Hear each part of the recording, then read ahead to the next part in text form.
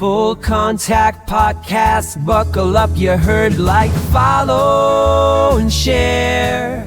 Lycoming, you heard, we dare. Pulses of the port and why do people leave? Crank up the truth with Beth and Steve. Welcome back to Lycoming Ya Heard. I'm Steve Marshall. And I'm Beth Fulmer. And if you're listening in Lycoming County, Pennsylvania, this one is really for you. Yeah, definitely. We're talking about that big news, the Bass Pro Shops announcement. Exactly, coming to MUNCY Township. It's planned for the old Lycoming Mall site, which, they're calling the district at Lycoming Valley now.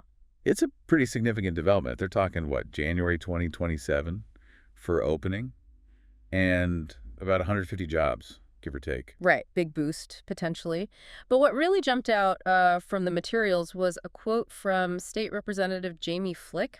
Oh, yeah. What was that? He mentioned the funding that's helping make this happen comes from Act 13 dollars, not taxpayer money. Okay. That phrasing. Yeah. Well, it makes you stop and think, doesn't it? If it's not taxpayer money, what exactly is it? Exactly. So that's our mission today. Let's, unpack Act 13 funds. Where do they come from? Right. We've looked at the Pennsylvania Business Report and also that piece from Faithful Media by Must and Hale on the origins of these funds, trying to get a clear picture. So, okay, digging into those sources. Act 13 sets up what's called an Unconventional Gas Well Fee, sometimes called a drilling impact fee. That's the key term. Mm-hmm. And the sources are pretty clear on this. Yeah. It's not a fee charged directly to you, like as a resident or a local business owner. Okay. So who pays it then? It's an annual fee paid by the operators of the unconventional natural gas wells. So basically, the drilling industry itself. The industry pays.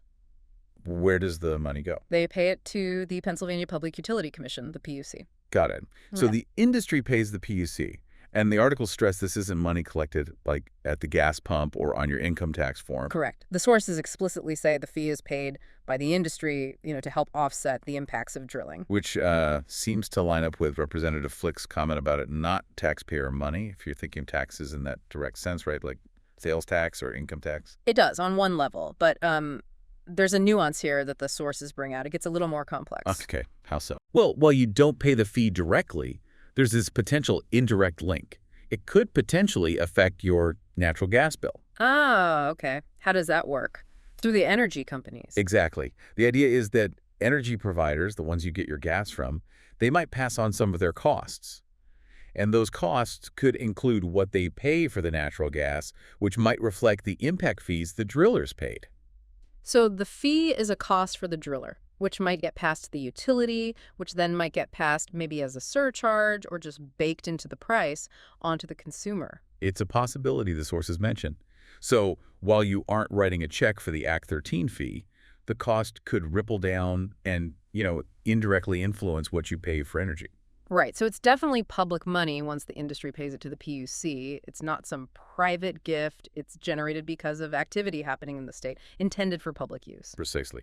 It becomes public funds managed by the PUC and distributed according to the rules set out in Act 13. And where do those funds typically go? What's the purpose? Primarily, the money goes to local governments, counties, municipalities, and also some state agencies.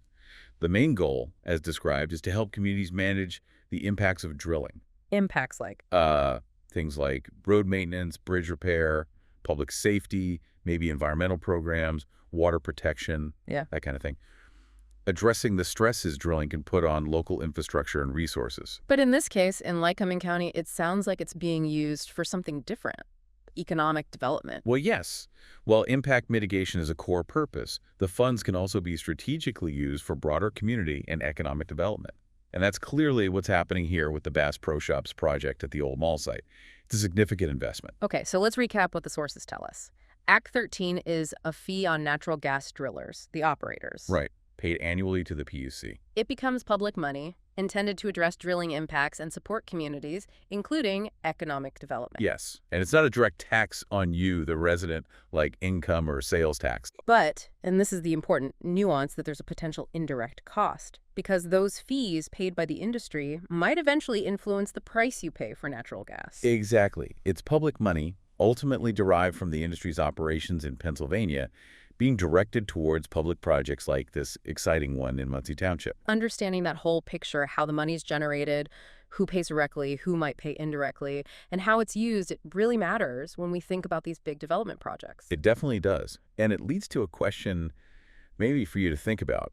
When we consider how public funds are generated, whether it's direct taxes or these industry fees that might trickle down, Yeah. how does that affect how we should view and evaluate these major economic development projects in our own community? Something to consider. The shore has no snooky, that's the word. And Missy Lane's sugar cookies slap, you heard. Like, follow, and share. Lycoming, you heard, we dare. Pulses of the port, and why do we believe? Crank up the truth with Beth and Steve.